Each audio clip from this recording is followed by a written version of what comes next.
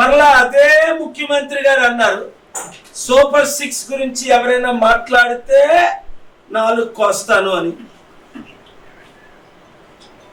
చంద్రబాబు నాయుడు గారు మీకేమైంది?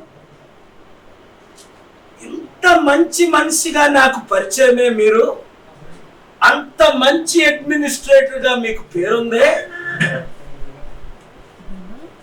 Jaganmohan Reddy blue book వాడి 52 రోజులు మిమ్మల్ని జైల్లో పెట్టగానే మీరు ఇంత మారిపోతారా? మోదీకి ఇంత సరెండర్ అయిపోతారా?